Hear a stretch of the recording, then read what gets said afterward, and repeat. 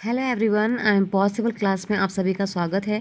इस वीडियो में हम डिस्कस करने वाले हैं इन्वायरमेंटल स्टडी के प्रीवियस ईयर क्वेश्चन पेपर जो कि है 11 जनवरी का। ओके, तो चलो देखते हैं कि इसमें कौन से रिपीटेड क्वेश्चंस आते हैं, कौन से टॉपिक हैं जो बार बार रिपीट हो रहे हैं, सब आपको वीडियो के दौरान पता चलेगा। ओके, तो अंत तक वीडियो ज़रूर देख के जाइएगा और फर्स्ट टाइम अगर आए हैं चैनल पे तो चैनल को सब्सक्राइब कर लें ताकि आपको सारे PYQ जो है ना मिलते रहें और सीटेट के रिगार्डिंग सारी इन्फॉर्मेशन मिलती रहे। तो चलिए देखते हैं फर्स्ट क्वेश्चन क्या है। और फर्स्ट क्वेश्चन जो है वो बात कर रहा है खाने पीने के बारे में। The most liked food of the people of which of the following to states of country is idli vada, dosa, sambar या कोकोनट चटनी। तो कौन से लोग हैं जो ये सारे खाने को खाते हैं, ठीक है। तो आपको पता होना चाहिए कि ये कहाँ का फेमस है। ओके, सो जो दो स्टेट्स हैं वो है हमारे तमिलनाडु और आंध्र प्रदेश।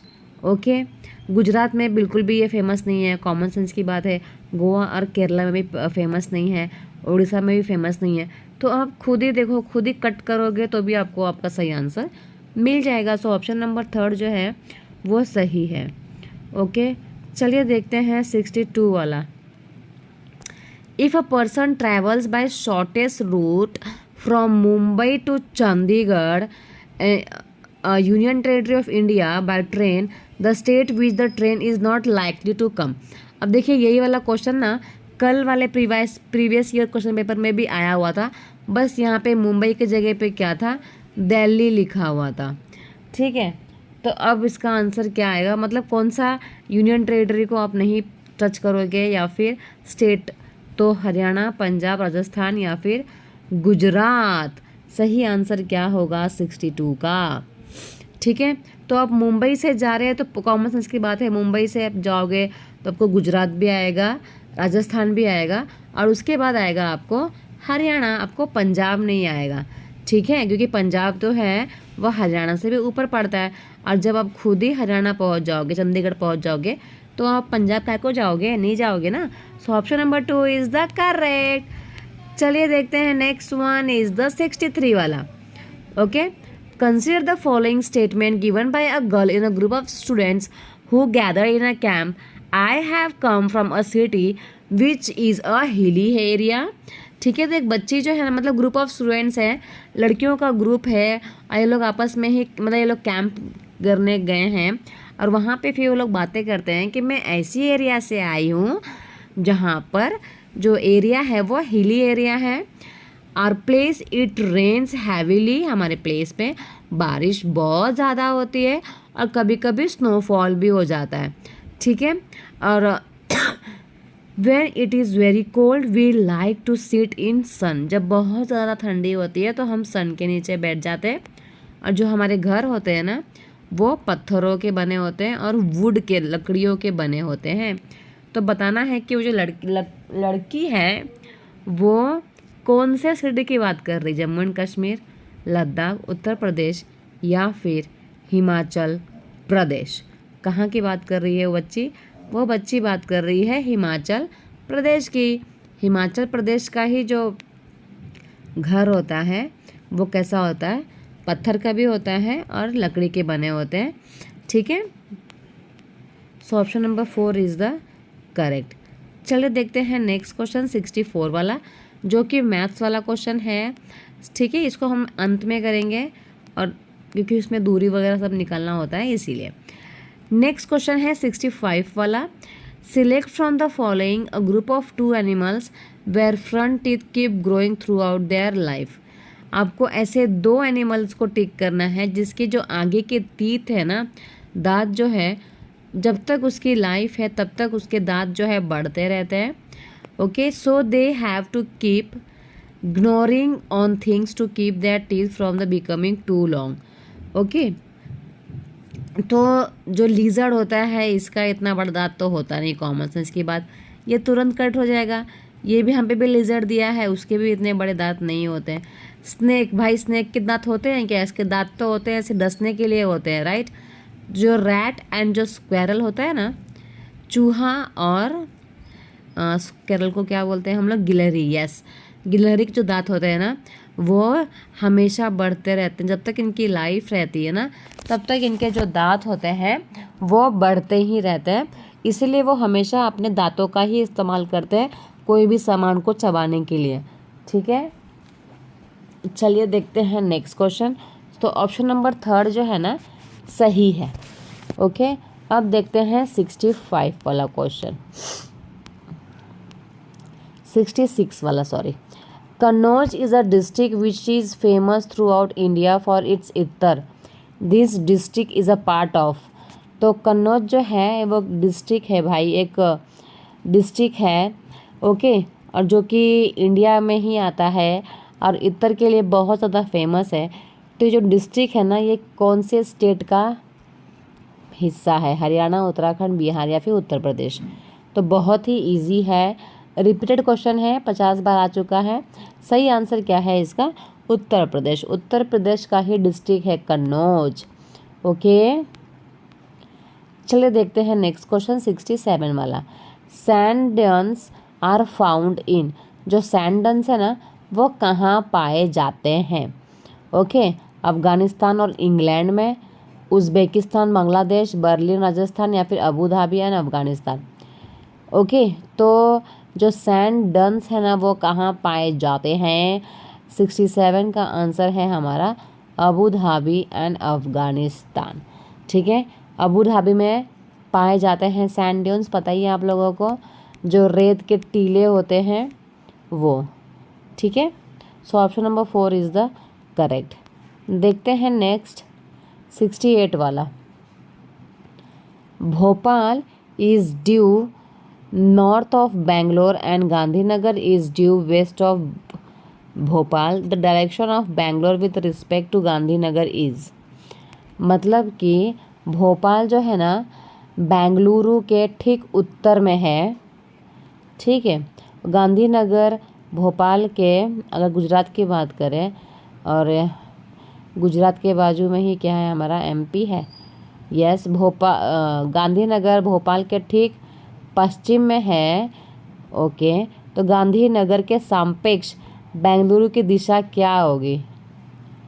ओके, तो साउथ पूर्व, क्या होगा इसका आंसर, साउथ दक्षिण पूर्व।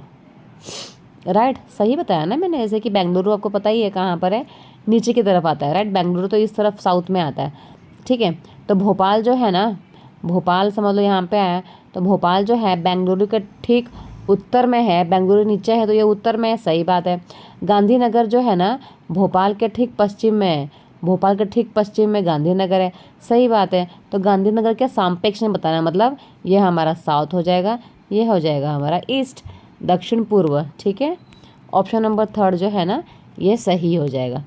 चलिए देखते हैं नेक्स्ट 69 वाला। Select correct statement from the following about bronze. Bronze के बारे में सही क्या है कथन, ये बताना है। यह टीन और जस्ता का मिश्र धातु है, यह एक यौगिक है, यह कॉपर और टीन का मिश्र धातु है, यह कॉपर और जस्ता का संभागी मिश्रण है। 69 का आंसर क्या होगा वो आपको बताना है। ब्रॉन्ज के बारे में सही चीज़ बतानी है। ठीक है, तो जब ब्रॉन्ज का कलर देखा होगा ना तो ये थोड़ा थोड़ा कॉपर के कलर की तरह ही होता है। ठीक है, so it is an alloy of copper and teen. Copper and teens का के मिश्रण से ब्रॉन्ज बनता है। तो ऑप्शन नंबर 3 जो है ना वो सही हो जाएगा। ओके, चलिए देखते हैं नेक्स्ट क्वेश्चन 70 वाला क्वेश्चन क्या कहना चाहता है। नीचे दिए गए उस मिलान को चुनिए जो तदनुरूपी खाद्य वस्तु के संरक्षण के सही ढंग को प्रदान नहीं करता। मतलब जैसे कि इंग्लिश में देख लेते थोड़ा सा। Does not provide a correct way of preservation. Preserve करके हम नहीं रख सकते हैं, तो जिसका मतलब गलत चीज़ बताया हुआ है, एक जो है वो गलत है, वो आपको ढूंढना है। ठीक है, जैसे कि एप्पल का क्या बन जाता है, जैम। तो एप्पल को हम क्या कर सकते हैं, प्रिजर्व करके रख सकते हैं जैम बना के। राइट, जैसे कि मिल्क, मिल्क का क्या आएगा, पनीर। Raw mango, pickle. दाल, पापड़। तो देखो ये सारी जो चीज़ें हैं ना वो काफ़ी टाइम तक प्रिजर्व करके रखेंगे तो चलेगा, ठीक है। बट ऐसा जो मिल्क है उसको अगर हम प्रिजर्व करके पनीर करके रखेंगे तो भी वो काफ़ी दिन तक नहीं चल सकता।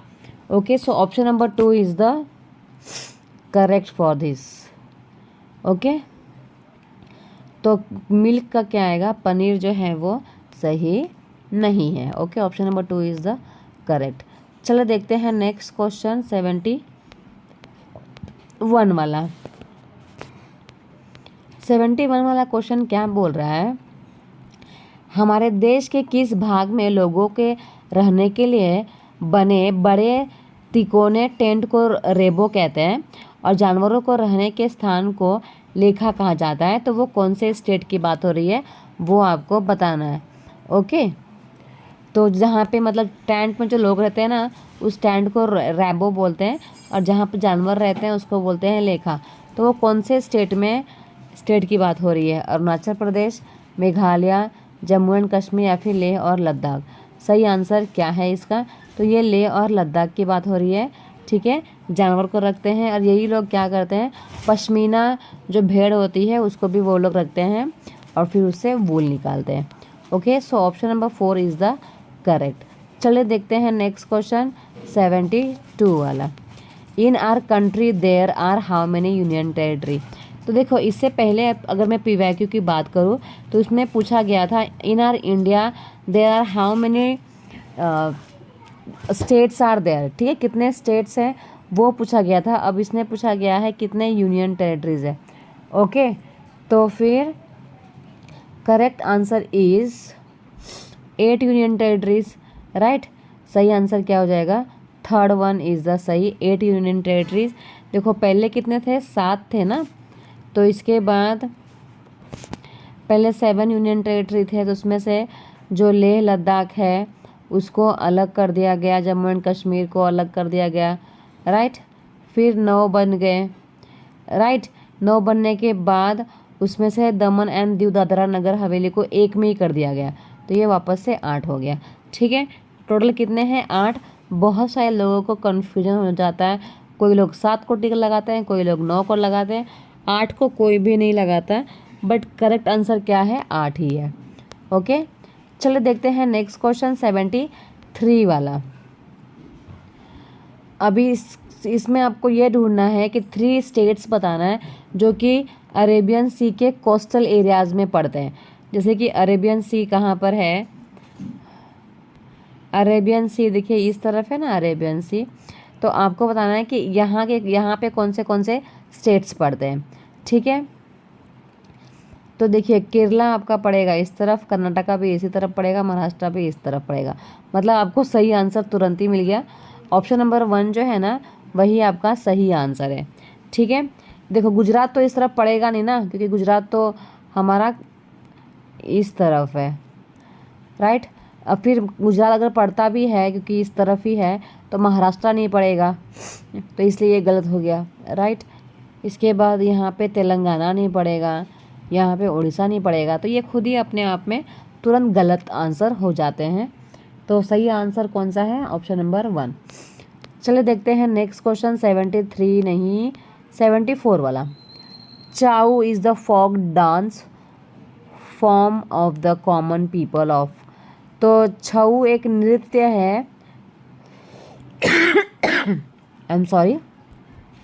तो छऊ एक नृत्य है, वो किस राज्य के सामान्य लोगों का नृत्य है ये बताना है। छऊ उत्तर प्रदेश, असम, छत्तीसगढ़ या फिर मिज़ोरम, ठीक है। तो कहाँ का है ये छऊ, ये छऊ है आपका छ से Chhattisgarh. So answer is the Chhattisgarh. Okay, ये याद रखिएगा, नया डांस फॉर्म पूछा गया है। अब देखते हैं 75 वाला। ओके, 75 वाला क्वेश्चन जो है ना केचुए के बारे में बताना है, कौन सा कथन सही है, ठीक है। केचुए जो होते हैं ना खेतों में छेद बनाते हैं जो वायु और जल के मृदा तक पहुंचने के लिए आसान रास्ता प्रदान करते हैं, सही है। ओके, केचुआ जो होते हैं ना खेत में छेद बनाकर ज़मीन को पोली बनाते हैं। केचुआ मुख्य फसल को खरपतवार से बचाते हैं। केचुआ का मल मृदा को उपजाऊ बनाता है। Okay, so A, B and D तीनों सही है इसके बारे में 75 के लिए। ए, बी, डी सही है, सिर्फ सी सही नहीं है क्योंकि केचुआ जो है खरपतवार से कैसे ही बचा पाएगा, right. So option number A, B, D मतलब कि 4th one is the correct. चलिए देखते हैं नेक्स्ट 76 वाला। The advantages of teaching EVS in blended hybrid learning mode are. एक बार हिंदी में देख लेते हैं। मिश्रित लर्निंग मोड में ईवीएस पढ़ाने के फ़ायदे। मिश्रित लर्निंग मोड में ईवीएस पढ़ाने के फ़ायदे क्या होंगे? विद्यार्थी जो है ना कहीं से भी कक्षा में शामिल हो सकते हैं, या फिर विद्यार्थियों को शिक्षक एवं साथियों से बातचीत करने को मिलता है। विद्यार्थियों को कक्षा के दौरान चौकन्ना रहने की आवश्यकता नहीं है। विद्यार्थी अपने ऑनलाइन से सीखी हुई बातें घर समुदाय में पूरक गतिविधि से पूरा कर सकते हैं। ओके, एक बार अभी the advantages of teaching EVS in blended hybrid learning mode are. Okay, तो इसमें देखो क्या होता है। 76 का जो सही आंसर है वो है आपका ए, बी एंड डी। ठीक है, चौकन्ना रहने की आवश्यकता नहीं है, ये एक नेगेटिव पॉइंट लग रहा है, बाकी सारा सही है। ठीक है, अगर हम लोग मिश्रित लर्निंग मोड से बच्चों को पढ़ाएंगे तो इसमें क्या होता है, बच्चा जो है ना कहीं से भी कक्षा में शामिल हो सकता है, बच्चों को बातचीत करने को मिलेगा, गतिविधियों को शेयर करेगा। So A, B, D is the correct, मतलब ऑप्शन नंबर 3 जो है वो सही है। चलिए देखते हैं नेक्स्ट क्वेश्चन 77 वाला। निम्नलिखित में से कौन सी वीडियो कॉन्फ्रेंसिंग ऐप के माध्यम से ईवीएस पढ़ाने के सिंक्रोनस शिक्षण की विशेषताएं हैं? विद्यार्थी जो है किसी भी समय में कक्षा में शामिल हो सकते हैं। शिक्षक जो है और शिक्षार्थी विद्यार्थी वास्तविक समय में बातचीत करने में सक्षम है। जब भी वे शामिल होते हैं विद्यार्थियों को ऑनलाइन क्लास का पाठ्य वस्तु मिल जाता है, या फिर शिक्षक किसी भी समय पाठ्य सामग्री साझा करने में सक्षम होते हैं जिसकी विद्यार्थी किसी भी समय प्रयोग कर सकता है। ओके, तो देखो इसका सही जो आंसर है ना ये है शिक्षक और विद्यार्थी जो है ना वास्तविक समय में बातचीत करने में सक्षम है। ओके, जब उनको बात करना है तब वो बात करने में सक्षम रहते हैं। ओके, चलिए देखते हैं नेक्स्ट क्वेश्चन 78 वाला। स्वाति जो है ना कक्षा 4 की ईवीएस की शिक्षिका हैं। इन्होंने कई तरह के पौधे जैसे कि घास, बांस, गुलाब, केला, बरगद, ताड़ के पेड़ का वीडियो दिखाता है और सभी पेड़ पौधे के आकार, तनों, पत्तों, फूलों के बारे में विद्यार्थियों के साथ चर्चा भी करती है। तो इस गतिविधि में सबसे उपयुक्त उद्देश्य विद्यार्थियों का ध्यान आकर्षित करना है। ओके, तो डैश की तरफ है, किस तरफ वो ध्यान आकर्षित करना चाहती है? पौधों के भागों की तरफ, पौधों और पेड़ों के बीच के अंतर की तरफ, पेड़ पौधों के वर्ग के भीतर मौजूद भिन्नता, या फिर मानव के लिए पौधे का महत्व। ओके, किस तरफ वो बच्चे को ध्यान आकर्षित कर रही है? तो पेड़ पौधों के वर्गों के भीतर मौजूद भिन्नता की तरफ। Okay, observe variation present with in the category of plants. Plants में कितने सारे वेरिएशंस होते हैं उस कैटेगरी को समझने के लिए और समझाने के लिए अलग अलग वीडियोस वगैरह वो दिखाती है। ओके, सो ऑप्शन नंबर 3 जो है वो सही हो जाएगा। चलो देखते हैं नेक्स्ट क्वेश्चन 79 वाला। While teaching theme food, Rita, an EVS teacher, asked her class 5 students to conduct survey about different ways in which food preservation methods are followed in different neighboring households. The most appropriate objective of this survey will be. तो देखो teacher जो है ना class में एक food topic जो है वो पढ़ाने वाली है।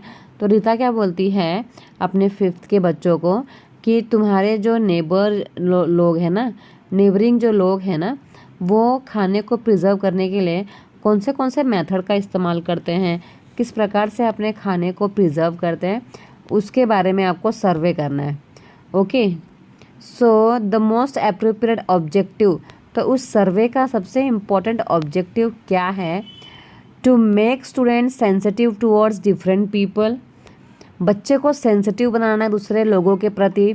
To assess students competence in conducting survey, to provide an opportunity to collect first hand information from community, या to provide an opportunity to interact with community. Okay, तो सही इसका आंसर क्या है? So option number A, C and D means option number 2 is the correct. Okay, B वाला correct क्यों नहीं है ये देखते हैं। सर्वेक्षण करने के कौशल और क्षमता का आकलन, हम लोग कौशल और क्षमता का आकलन करने के लिए बच्चे को नहीं दिए हैं, ठीक है। बच्चा तो खुद ही कौशल में है, उसके अंदर बहुत सारे कौशल हैं, तभी उसे वो कार्य दिया गया है, इसलिए बी इसका आंसर नहीं होकर A, C, D सारे सही है, बाकी बी गलत है, ठीक है। सो ऑप्शन नंबर 2 जो है वो सही है उसके बारे में। चलिए देखते हैं नेक्स्ट क्वेश्चन 80 वाला। Which of this are objective of teaching EVS at primary stage according to the present curriculum. Primary stage में कौन सा मतलब EVS पढ़ाने का मेन ऑब्जेक्टिव क्या है वो आपको बताना है। ओके, वर्तमान पाठ्यचर्या के अनुसार प्राथमिक स्तर पर EVS के उद्देश्य कौन से हैं?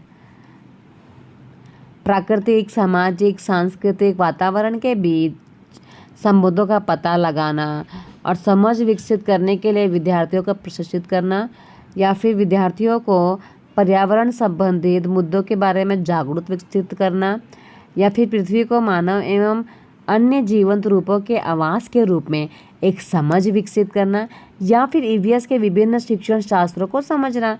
तो शिक्षण शास्त्रों को क्यों हम समझाएंगे, राइट। देखो तो A और B जो है ना इसके लिए सही है। EVS क्यों है? क्योंकि हम बच्चों को प्राकृतिक, सामाजिक, सांस्कृतिक वातावरण सबसे मिलजुल कर बच्चों को पढ़ाना चाहते हैं और पर्यावरण के संबंधित बच्चों को जागरूकता भी करना चाहते हैं, इसीलिए, ठीक है। बाकी तो ये सब C भी सही नहीं है और D भी सही नहीं है, ऑप्शन नंबर A और B सही है, मीन्स ऑप्शन नंबर 2 जो है वो सही है। ओके, चलिए देखते हैं नेक्स्ट क्वेश्चन। एक EVS की शिक्षिका को गतिविधि आयोजित करने के लिए, समूह बनाने के लिए निम्न मानदंडों को ध्यान में रखना चाहिए। मतलब कि एक टीचर को ना अपने दिमाग में ये बातें रखनी चाहिए, groups to make groups for conducting an activity कराना चाहती है टीचर क्लास के अंदर, तो उस एक्टिविटी को कंडक्ट करने के लिए कौन सी चीज़ों को दिमाग में रखना चाहिए। Make grouping according to their cognitive level, सारे बच्चे का लेवल के हिसाब से ग्रुप बनाना चाहिए, या फिर make grouping according to gender, separate group of और गर्ल्स एंड बॉयज़, ये तो बिल्कुल नहीं करना है भाई, ये तो खुद ही नेगेटिव है। Make as many groups as possible from the whole class, make groups based on cooperation and participation among groups, ठीक है। तो सबसे सही आंसर जो लग रहा है 81 का ये है, ये 4th वन, कि हमें ऐसे ग्रुप बनाना चाहिए जो कोऑपरेटिव हो, जो पार्टिसिपेट करें सारे ग्रुप्स में। सो option number 4 is the correct, ठीक है। 82 वाला चले देखते हैं। The nature of EVS curriculum at the primary level. Primary level में EVS का नेचर कैसा है, ठीक है, मतलब EVS का नेचर कैसा है, दैट मीन्स व्हाट, कि प्राथमिक स्तर में EVS के पाठ्यचर्या की प्रकृति कैसी है, ठीक है। इंक्लूसिव है, कॉन्टेक्चुअल है, थीमेटिक है, या फिर integrated and experimental. Contextual, disciplinary क्यों होगा, राइट। हमें बच्चों को कभी भी डिसिप्लिन वगैरह में बांध के नहीं रखना है, राइट। तो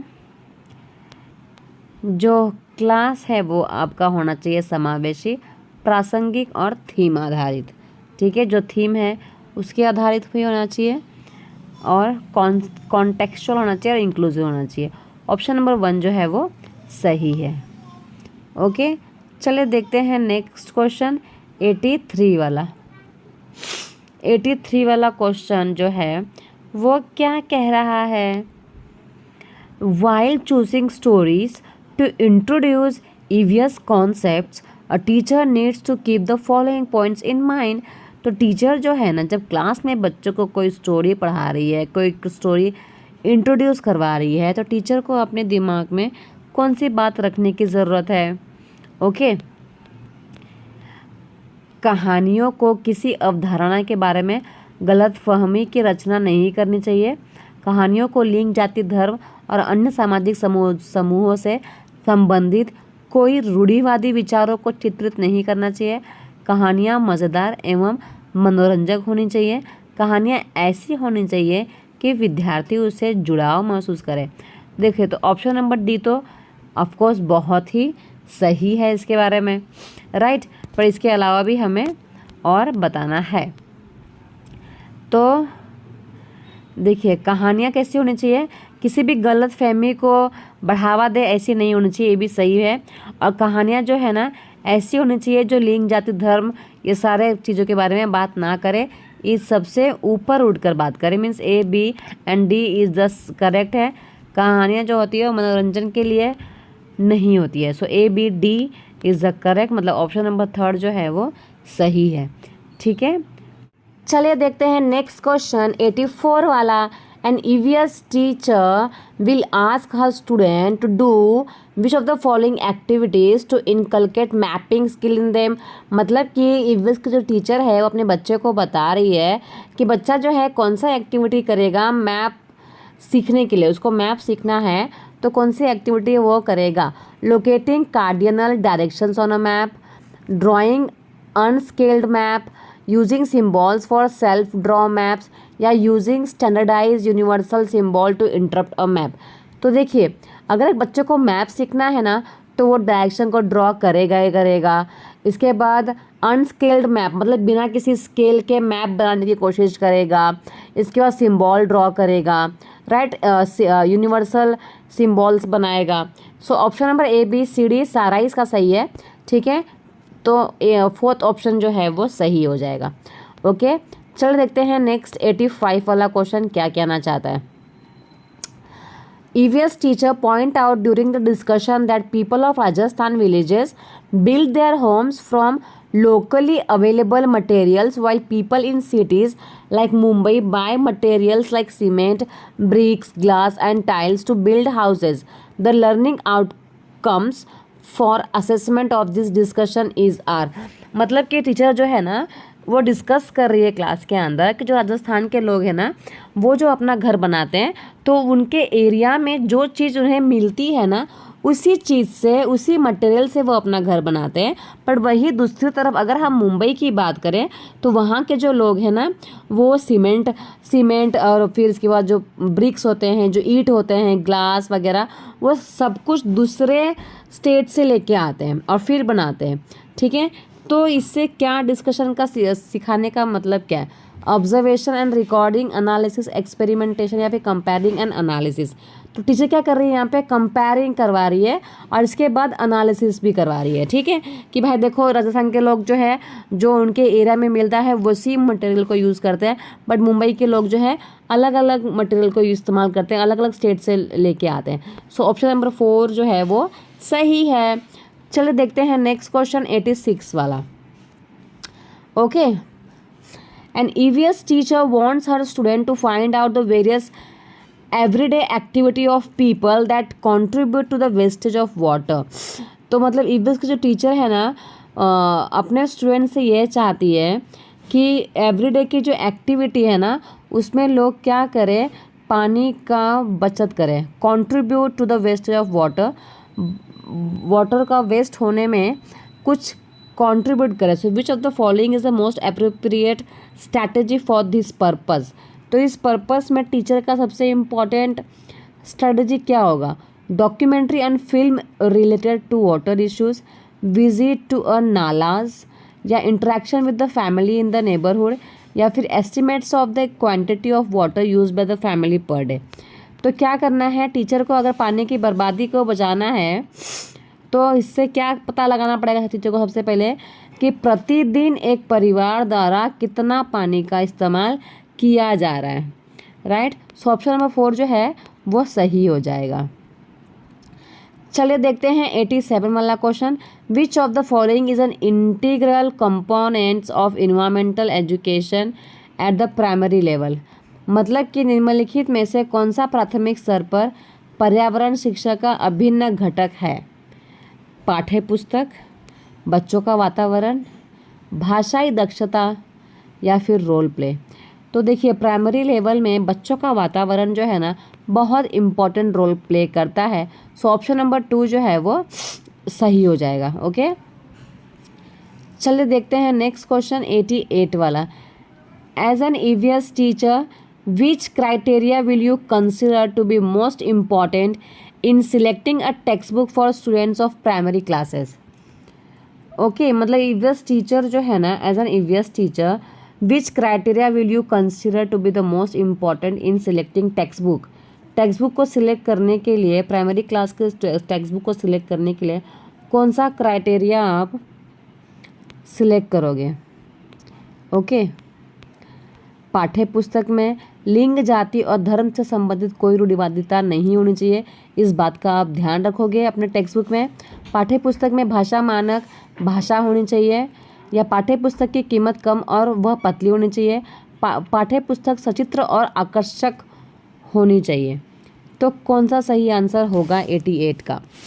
तो देखिए 88 का सही आंसर जो है वो आपका होगा कि जो बुक होगी आपकी उसमें किसी भी प्रकार का जाति और धर्म के रिगार्डिंग कोई भी बात नहीं होगा, राइट। और इसके बाद जो आपकी बुक है वो कैसी होनी चाहिए? आकर्षित होनी चाहिए, right. So A and D is the correct. Option number 1 जो है वो सही है। ओके, नेक्स्ट वन इज़ 89 और फिर इसके बाद 90 और फिर ख़त्म हो जाएगा ये वीडियो। तो उससे पहले अगर चैनल को सब्सक्राइब नहीं किया है, चैनल को कर ले सब्सक्राइब और लाइक कमेंट शेयर भी ज़रूर करिएगा। Okay, so which of the following resources will be most appropriate to teach gender stereotype to students. तो कौन सा रिसोर्स जो है ना बहुत अच्छा होगा बच्चों को जेंडर स्टीरियोटाइप पढ़ाने के लिए? ठीक है, सदस्यों के बीच कार्य आवंटन का पता लगाने के लिए घरों का सर्वेक्षण, अखबार से लिंग सशक्तिकरण पर कहानियाँ, सफल महिलाओं की कहानियाँ, महिलाएं जो हैं स्वास्थ्य पेशेवरों की संख्या का पता लगाने के लिए अस्पतालों का भ्रमण।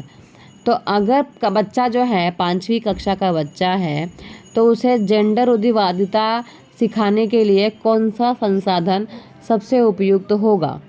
ओके, तो ऑप्शन नंबर जो 1 है, सदस्यों के बीच कार्य आवंटन का पता लगाने के लिए घरों में सर्वेक्षण करने के लिए भेजना कि जाओ और पूछो कि कितने लोग जो हैं वो आपके घर में मेंबर्स हैं और कितने लोग जॉब करने जाते हैं। ओके, चलो देखते हैं नेक्स्ट क्वेश्चन 90 वाला क्वेश्चन है और लास्ट क्वेश्चन है आपका।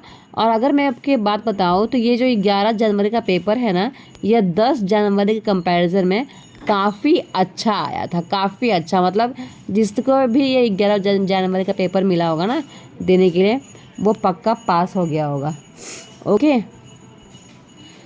As an EVS teacher you have to give details of your students level and proficiency in process skill in his report card. Which reporting method will be the most appropriate? ठीक है, तो EVS teacher हो आप और आपके बच्चे को आपको उसके स्टूडेंट्स का लेवल और स्टूडेंट्स के प्रोफिशिएंसी पर कार्ड बनाना है, तो कौन सा कार्ड सबसे अच्छा होगा? नैरेटिव रिपोर्ट्स, ग्रेड्स इन लेटर्स, रेटिंग स्केल या फिर ग्रेडिंग इन नंबर्स। सो ऑप्शन नंबर 3 जो है rating scale is the correct answer. तो ये 90 क्वेश्चंस हो गए यहाँ पे कंप्लीट। अंत तक वीडियो देखने के लिए आपका बहुत बहुत धन्यवाद। मिलते हैं नेक्स्ट वीडियो में। Thank you so much everyone. Please channel को सब्सक्राइब कर लें, लाइक कमेंट शेयर ज़रूर।